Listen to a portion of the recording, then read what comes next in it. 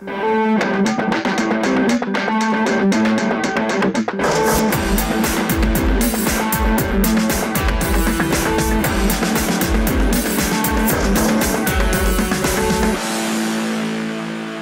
zur neuen Folge von Gerds Tagebuch. Wir fangen an mit eigentlich meinem Spezialgebiet, K-Systemtechnik. Denn Venedig und K-System passt zwar eigentlich erstmal auf den ersten Blick nicht zusammen, aber neuerdings vielleicht doch, weil die Autos von Venedig sind Schiffe. Und wir haben uns bislang schwer getan, irgendwie einen Antrieb oder eine Steuerung zu finden, wie wir eventuell Gondeln und Schiffe fahren lassen können, aber Klaas ist fündig geworden. Und man sieht das leichte Lächeln hier oder Grinsen schon auf meinem Gesicht mit einem Zahnbürstenantrieb. Er hat mich gerade begrüßt mit einer Zahnbürste nach dem Motto, das Ding hier wird die Schiffe in Venedig fahren lassen. Ich packe hier mal die Zahnbürste auf diese Fläche und siehe da, sie bewegt sich. Und du bist aber schon einen ganzen Schritt weiter, ne? Ja, also wir haben es dann doch geschafft, es etwas eleganter aussehen zu lassen.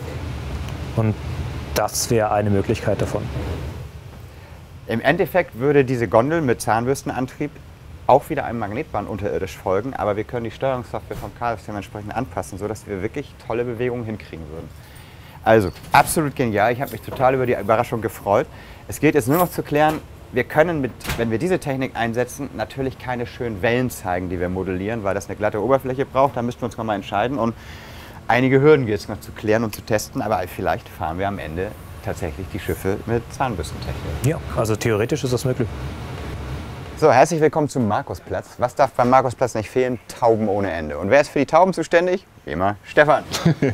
Ja, ich bin am Kämpfen. Es ist gar nicht so einfach, wie ich mir das gedacht habe, weil Tauben fliegen nicht irgendwie geradlinig, die fliegen völlig chaotisch. Das darzustellen ist eine Schwierigkeit und die andere Schwierigkeit ist einfach die Größe, weil sie so klein sind.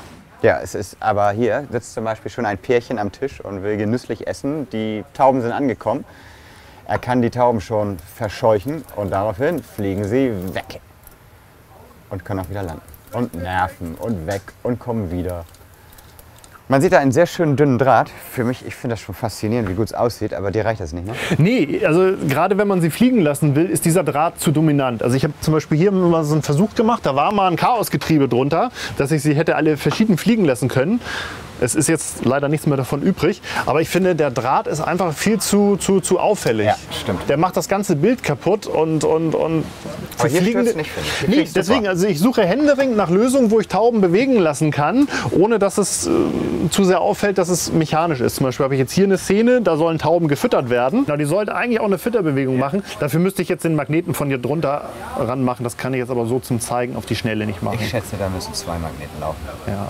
Also, oder wieder harmonisiert sind, aber ich denke, das kriege ich auf jeden Fall hin, dass die sich bewegt. So, und das wäre halt eine Möglichkeit von vielen, vielen Szenen, die sich rund um diesen Taubenplatz, also Markusplatz, ich nenne immer schon die ganze Zeit Taubenplatz, um den Taubenplatz rum abspielen. Also sprich ein Café, wo halt Tauben verscheucht werden. Hier werden sie gefüttert.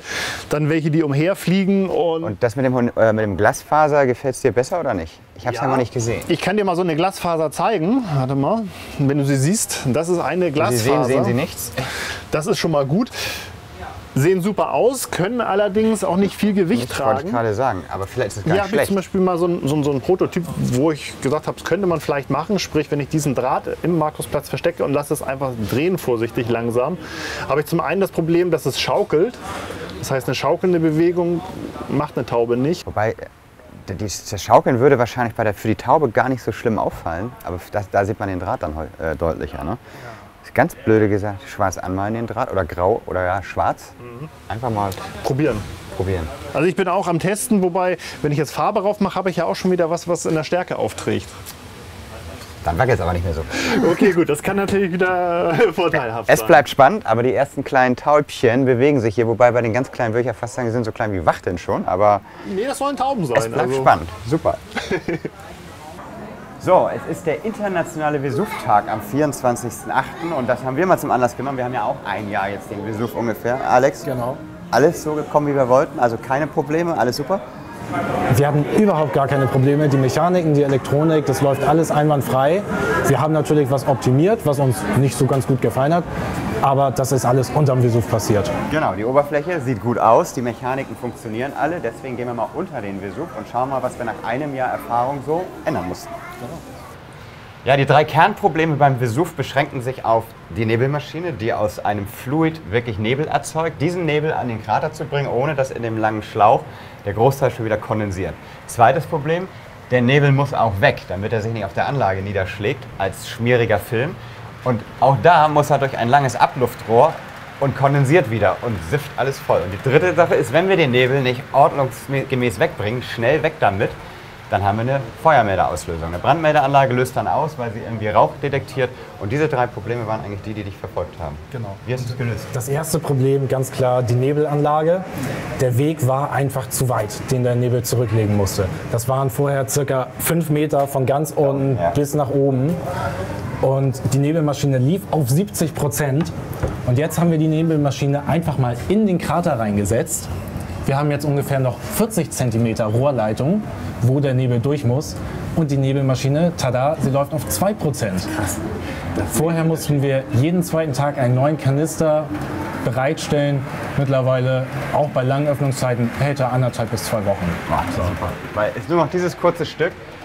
Klingt jetzt simpel, warum haben wir es nicht gleich so gemacht? Ganz einfach, weil wir nie Platz haben. Und es war ein Riesenakt, die Maschine da reinzubringen. Und wir sind jetzt sehr froh, dass sie da jetzt versteckt ist. Genau. Und wenn der Nebel wegkommt, dann muss er jetzt hier vom 3. Stock bis aufs Dach. Bis in die 5. Und da entsteht natürlich auch wieder ungemein viel Kondensat. Und alles, was jetzt runterläuft, landete vorher auf dem Hang vom Vesuv und hat sich im Gips vollgesogen. Und da habe ich jetzt eine Ablaufwanne runtergesetzt direkt. Da oben, ne? Genau, Ja. direkt an die Wand.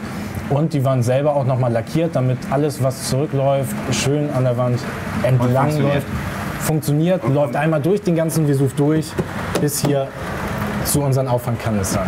Reinigt gleichzeitig unsere Lüftungskanäle, wenn man sich die unterschiedlichen Farben anschaut. Dann, ne? Definitiv. So, Brandmeldeauslösung hatten wir am Anfang tatsächlich, glaube ich, 3 Mal. Ein paar Mal häufiger, ja. Ja. Und wie habt ihr das im Griff? 2 zusätzliche Rauchwandmelder, die nicht mit unserer eigenen internen Anlage gekoppelt sind, sondern diese beiden Rauchwandmelder schalten die Steckdose für die Nebelmaschine einfach spannungsfrei. Damit ist sie aus und kann keinen zusätzlichen Rauch mehr produzieren. Genau. Und der Ablüfter muss laufen und deswegen auch die Spannungswürfe. Richtig. Genau. Und wir haben sogar eine Kamera jetzt, dass der Leitstand die Spannung der Ablufteinrichtung überwacht, sodass es hoffentlich keine Brandmeldeauslösung mehr gibt, sondern nur noch unseren fingierten Vesuv-Ausbruch mit Feuer und allem drum und dran, der tatsächlich extrem gut ankommt. Wir sind sehr glücklich drüber. Und ich gehe jetzt mal ins Büro und zeige euch die Fortschritte zur Formel 1.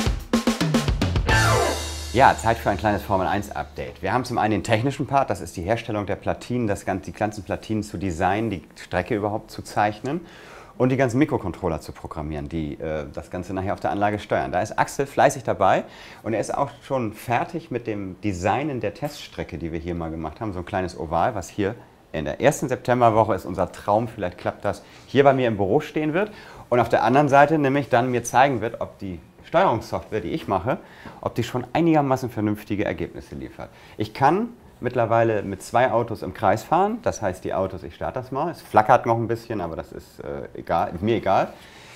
Die können schon die Ideallinie finden, nach der Kurve beschleunigen, wissen auch schon die Bremskräfte und so weiter und so fort. Und der Rote sollte eigentlich auch, wenn alles klappt, schon bremsen, wenn er dem anderen hinten drauf fährt. Ich habe es mir erstmal so programmiert, dass der dann komplett anhält, um mir zu zeigen, ja, ich habe festgestellt, ich komme dem anderen zu dicht.